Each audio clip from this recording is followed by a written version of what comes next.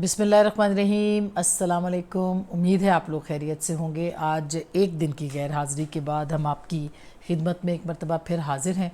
आज के जो व्लॉग है इसमें 3 बहुत अहम मौज़ूआत हैं जिसके ऊपर हम बात करेंगे। पेट्रोल की कीमतों में इजाफ़ा हुआ है। कल काज़ी फ़ाइज़ ईसा साहब जो हैं वो बतौर चीफ़ जस्टिस अपने ओहदे का हलफ़ लेने लगे हैं और उनका दौर कैसा होगा ये बहुत अहम है बताना आपको, क्योंकि बहुत सारे लोग इसको बड़ा मिस इंटरप्रेट कर रहे हैं। इसी तरह से जो नैब की तरमीम है अब वो इमरान खान साहब के कुछ गले पड़ेंगी और कुछ उनको तहफ़्फ़ुज़ मिला है। बहुत सारे लोग कह रहे हैं कि जाते जाते काज़ी बंदयाल साहब जो हैं वो इमरान खान साहब को रिलीफ़ दे गए, इसमें कोई दूसरी राय नहीं है और वो भी हम आपको बताएंगे। लेकिन उससे ज़्यादा इमरान खान साहब और उनकी काबीना के लिए भी बहुत सारे ऐसे फ़ैसले या ऐसे मुकदमात जो हैं उनके गले पड़ सकते हैं जो कि इससे पहले शायद जो तरमीम हुई थी उसमें उनके गले ना पड़ते। बहरहाल अभी पेट्रोल की कीमतों में जो इजाफ़ा हुआ है तकरीबन 26 रुपये, यानी 1 भी नहीं, 2 भी नहीं, 3 भी नहीं, पहले 5 रुपये जो थे इजाफ़ा हुआ करता था, उसी के ऊपर भौचाल आ जाता था। इकट्ठे 26 रुपये उसमें और 17 रुपये डीज़ल की कीमतों में इजाफ़ा हुआ है। और महंगाई की एक और लहर, यानी महंगाई की लहरें तो बहुत सी हैं मगर अब तो सुनामी जो महंगाई का है वो आएगा। हर चीज़ की कीमत बढ़ जाएगी। पाकिस्तान का बस अब क्या किया जाए, दुआ की जा सकती है जिस तरह के हालात हैं। और इसमें तमाम जो मामलात हैं, अब वो मेरा नहीं ख्याल कि कोई भी इसकी कोई तौसीक करेगा, ये कहेगा कि ये बड़े अच्छे फ़ैसले हो रहे हैं या पाकिस्तान जो है वो बड़े अच्छे, वहाँ पे पाकिस्तान के अवाम के साथ जो है वो बड़ा अच्छा कोई सलूक हो रहा है। ये सब मतलब ये कोई बातें रह नहीं गई हैं। अब ये असल बात ये है कि आम आदमी का और अब तो जो ख़ास हैं, ख्वास हैं, उनका भी जीना दूभर हो गया है। यकीन कीजिए कि जो भी शख्स है, यानी अगर आप कहें कि कोई मिडिल क्लास का कोई तसव्वुर पाकिस्तान में नहीं है, रह नहीं गया अब इसके बाद, क्योंकि जो मिडिल क्लास थी वो लोअर मिडल से अब नीचे गुर्बत की लाइन की तरफ जा रही है, बल्कि जा चुकी है। और जो अपर क्लास थी वो मिडिल क्लास पे आ चुकी है। और जो मिडिल क्लास है वो हाँ, अशराफिया इस मुल्क के अंदर जो है, यही जो टैक्स के 50 रुपये जो लेवी के आपने बढ़ाए हैं और ये आपने जो IMF की डील जो है उसके ऊपर अमल दरामद किया है, इसमें भी कोई दूसरी राय नहीं है कि पूरी दुनिया के अंदर पेट्रोल की कीमतें बढ़ी हैं और बढ़ती रही हैं, पहले भी बढ़ती रही हैं। PTI के दौर में भी बढ़ती थी, वो पेट्रोल की कीमत बढ़ाते थे और उसके बाद जो है वो सारा का सारा इल्ज़ाम हुकूमत पे आता था। ऑफ कोर्स हुकूमत को ही लोग बोलते थे, उन्हीं के ख़िलाफ़ बात करते थे। और एक उस वक्त की जो अपोजिशन थी वो भी तहरीक इंसाफ के ख़िलाफ़ बात करती थी। और अब जो है वो तहरीक इंसाफ या जो दीगर जमातें हैं वो अब बोलती हैं कि PDM की गवर्नमेंट के ऊपर उनके ख़िलाफ़ बोलती रहीं और अभी निगरान सेटअप है तो ये भी उससे बालातर नहीं है तनकीद से। लेकिन एक बात बहुत सराहत के साथ जो है वो बयान करनी चाहिए कि जो डील IMF के साथ हुई थी वो इससे पहले इमरान खान साहब के दौर में हुई थी, उसके अंदर ये इजाफ़ा जो है वो तजवीज़ किया गया था। उसकी पैरवी करते हुए फिर इमरान खान साहब ने पेट्रोल की जाते जाते कीमतें कम कर दी थी, उससे और ज़्यादा पाकिस्तान के हालात जो हैं वो ख़राब हुए थे। लेकिन सिर्फ यहाँ सिलसिला रुका नहीं है, सियासी हुकूमत वो भी थी, सियासी हुकूमत PDM की आई और PDM ने भी एग्जैक्टली वही काम किया। उन्होंने भी उसी तरह से पेट्रोल की कीमतों को कभी कम, कभी ऊपर, कभी नीचे, कभी ये कभी वो, और यूँ ये डील्स जो हैं वो टूटती रहीं, ख़त्म होती रहीं। इसका असर पड़ा, इसका बहुत असर पड़ा और अवामी यानी अवामी राय से डरते हुए, अवामी पब्लिक ओपिनियन से डरते हुए IMF की डील को ख़राब किया गया। लेकिन ओरिजिनली ये जो डील थी ये IMF के साथ ये इमरान खान साहब के दौर में हुई थी, जिसको कि ऑनर करना था। तो कोई भी हुकूमत हो उसको इस डील को के ऊपर अमल दरामद करना था, करना है और करना पड़ेगा। ये याद रहे, मैं बार बार अपने व्लॉग्स में ये बात कर रही हूँ। जो लोग ये कहते हैं कि पाकिस्तान की इकॉनमी इस वक्त पाकिस्तान की रियासत के हाथ में है या पाकिस्तान के इवन डे टू डे जो मैटर्स हैं वो पाकिस्तान की रियासत और हुकूमत के हाथ में हैं, वो गलत बयानी से काम लेते हैं। पाकिस्तान के इस वक्त के जो माशी मामलात हैं वो IMF के हाथ में हैं। وہ دنیا کے ہاتھ میں ہیں، اور یہ کس نے دیے ہیں، یہ سوال آپ نے ضرور ڈھونڈنا ہے اس کا جواب، کہ یہ آئی ایم ایف کے چنگل میں اس طرح کی ڈیل، اس طرح کی شرائط کے اوپر معاملات جو ہیں وہ کیسے طے ہوئے، اور یہ کہاں سے معاملہ شروع ہوتا ہے۔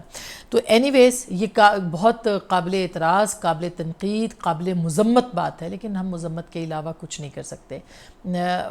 دنیا بھر میں جو ہے وہ اس وقت مہنگائی کی لہر ہے، لیکن پاکستان کے اندر جو لوگ کہتے ہیں کہ دنیا بھر میں مہنگائی کی لہر ہے، وہ دنیا بھر میں جا کے لوگوں کی جو آمدنی کی جو ریشو ہے وہ بھی چیک کر لیں کہ لوگ وہاں پہ کماتے کتنا ہے، وہ افورڈ کر سکتے ہیں اضافہ، پاکستان کے عوام افورڈ نہیں کر سکتے۔ کل ایک اور بڑا اہم دن ہوگا، اور یہ اہم دن جو ہے وہ ایک ایسے چیف جسٹس صاحب حلف لیں گے، ایک ایسے صدر سے جنہوں نے ان کے خلاف جو ہے وہ جھوٹا الزام یا ایک ریفرنس جو تھا وہ دائر کیا تھا۔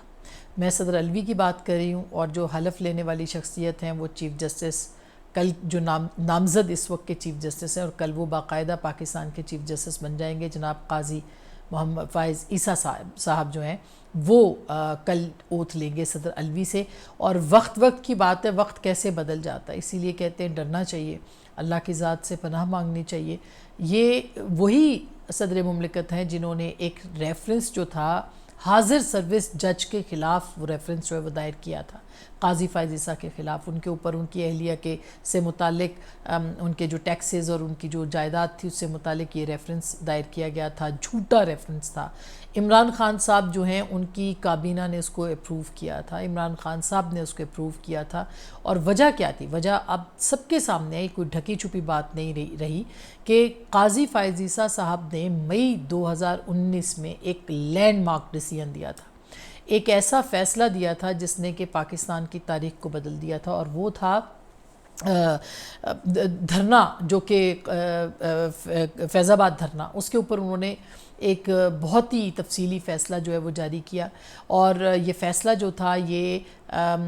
جسے کہنا چاہیے وہ پاکستان کی تاریخ میں اس طرح کا فیصلہ نہیں ملتا، جس میں کہ اس دھرنے کے پیچھے جو اسٹیبلشمنٹ کی، اس وقت کی اسٹیبلشمنٹ کی انوالومنٹ تھی، جو اس کے اندر جو کالعدم تنظیمیں یا جو بھی جس طرح سے بھی معاملات تھے، اس کے اوپر بڑے وضاحت کے ساتھ، بڑی صراحت کے ساتھ، اور بڑے بہترین انداز میں اس فیصلے کے اندر اس کے ساری وجوہات، اسباب اور تمام کے تمام جو معاملات ہیں وہ اس کے اندر جو ہے وہ رکھے گئے تھے، لکھے گئے تھے۔ یہ اتنا اچھا فیصلہ تھا کہ اگر اس فیصلے کے اوپر عمل درآمد کیا جاتا تو پاکستان کی جو اسٹیبلشمنٹ ہے وہ سیاست سے ہمیشہ کے لیے الگ ہوتی، اس طرح کی جو تنظیمیں ہیں ان کو کسی صورت جو ہے وہ پنپنے کا موقع نہ ملتا، ان کو ایک پریشر گروپ بن کے پاکستان کی منتخب حکومتوں کے اوپر جو ہے وہ اثر انداز ہونے کا موقع نہ ملتا۔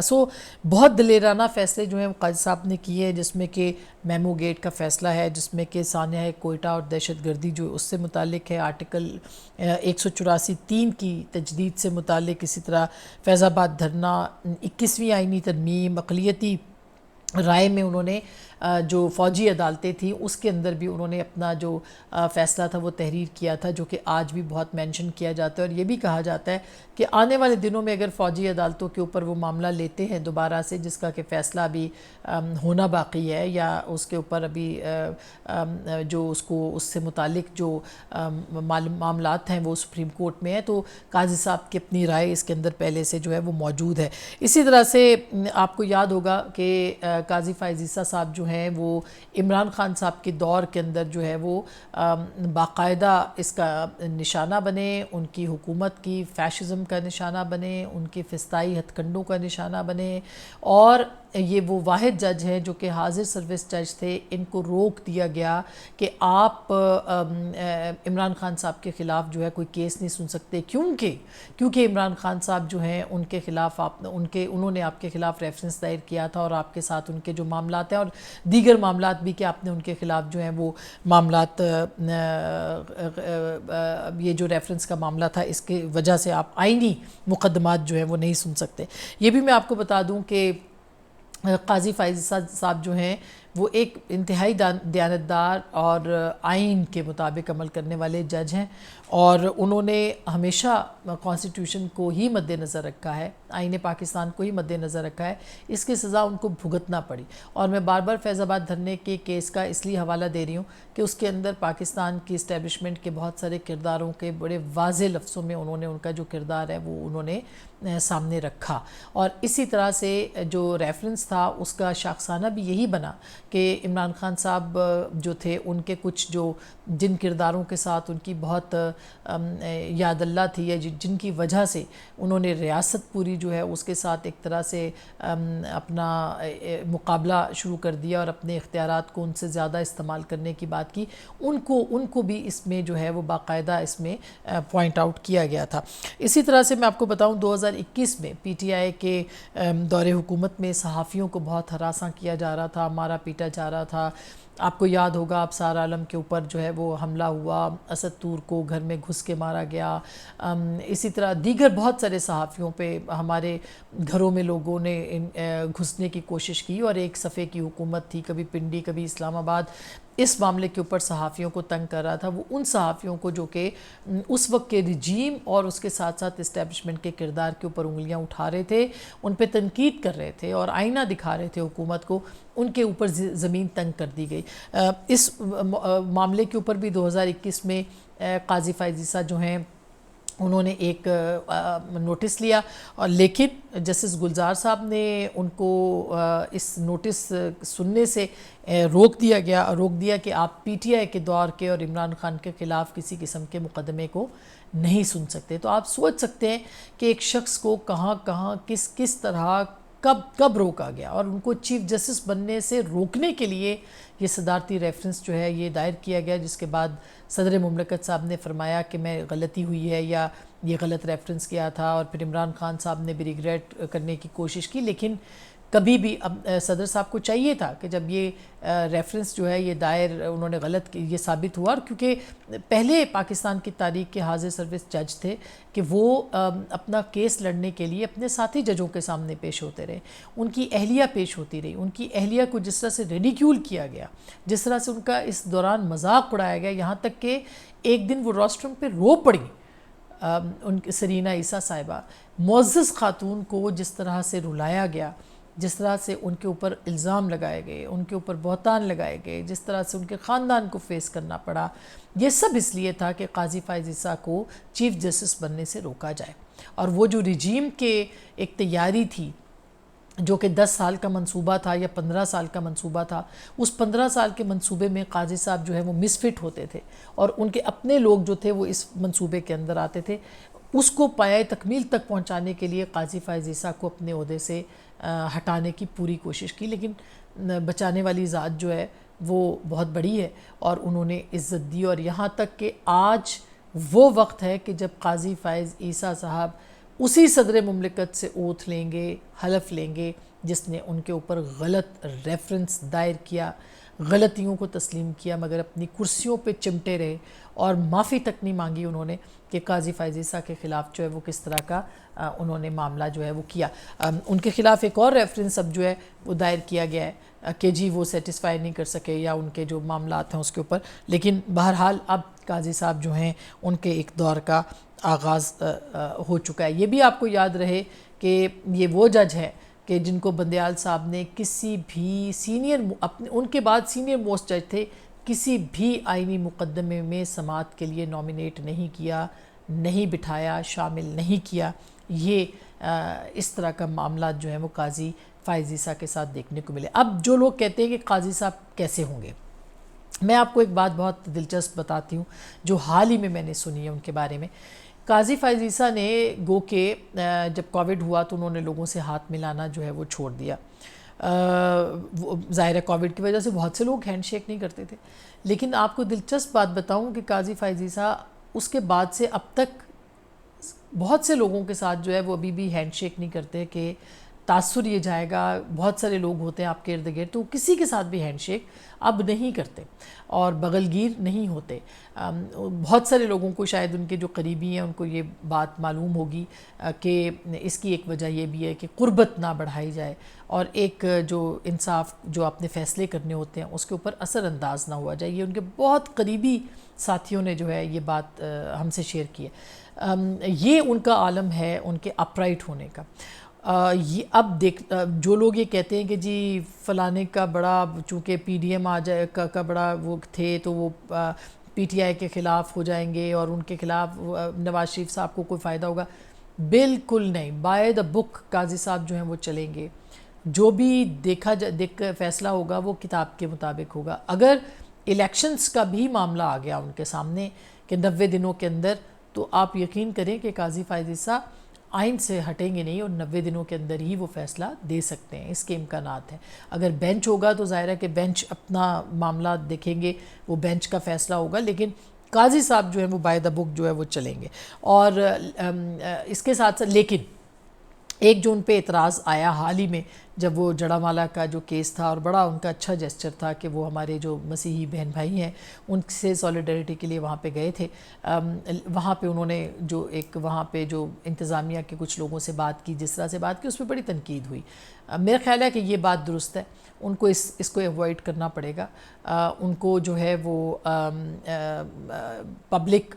گیلریز کے ساتھ یا پبلک کے اندر ان کو ایوائڈ کرنا پڑے گا ان چیزوں کو. جیسے ثاقب نثار صاحب جاتے تھے لوگوں سے اسی طرح سے کرتے تھے ان پہ بہت سخت تنقید ہوئی ہے.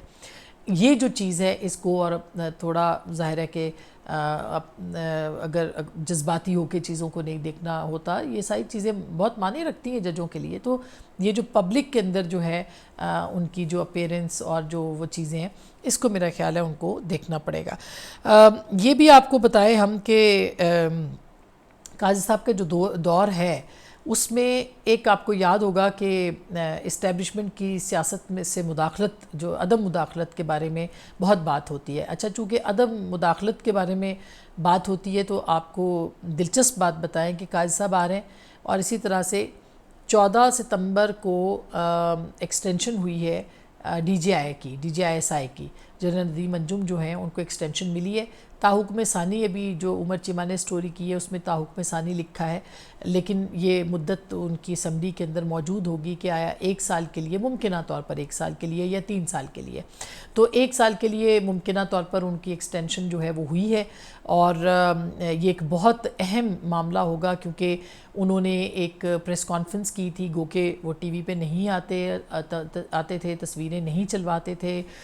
بہت انہوں نے کانٹروورشل دور کے اندر اپنا ایک بڑا اچھا کردار ادا کیا ہے. لیکن اب سب سے بڑا چیلنج جو ہے ان کے لیے میرے نزدیک ظاہر ہے کہ پاکستان کے بارڈرز کی صورتحال بہت خراب ہے. دہشت گردی کی ایک ویو ہے.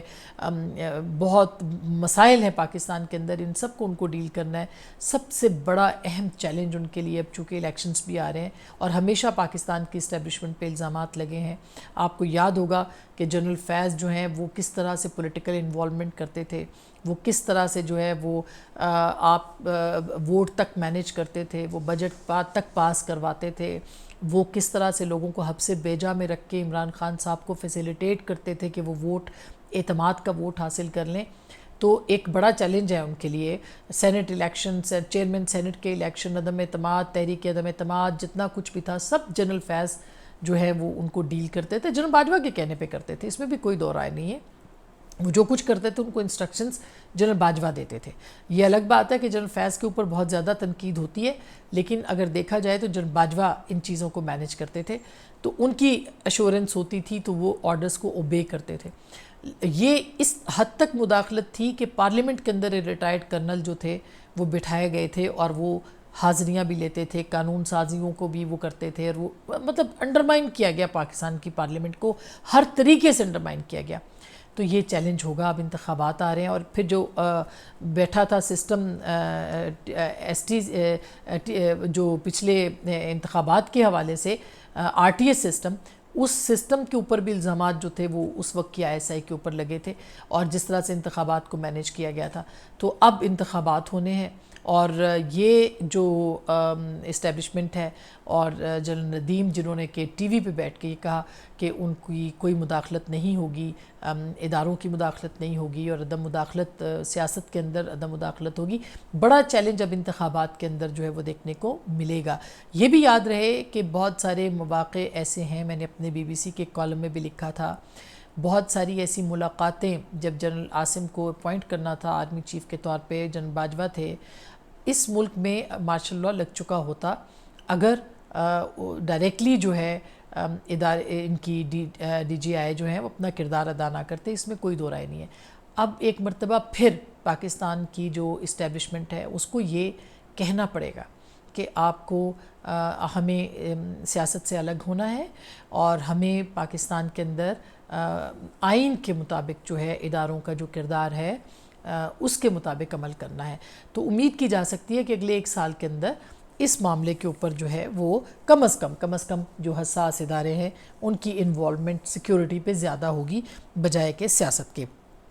آخری بات جو کہ ہم نے آپ کے ساتھ کرنی ہے وہ ہے جی نیب کی۔ نیب قانون کا بہت چرچہ ہے، بہت سے لوگوں سے آپ نے بہت سی بات سنی ہوگی۔ 1800 مقدمے جو ہیں اس قانون کے واپس جانے سے وہ کھل جائیں گے، یعنی ریوائیو ہو جائیں گے۔ اس میں سارے سیاستدانوں کے آپ نے نام سن لیے ہیں اور سب کے سیاستدانوں کے نام اس لیے بھی آپ نے سنے ہیں، سوائے اس میں نواز شریف صاحب کا کیس ہے جو کہ ابھی لگے گا ہائی کورٹ کے اندر، شاید لگے گا، جو کہ مریم نواز صاحبہ والا، جس میں کہ وہ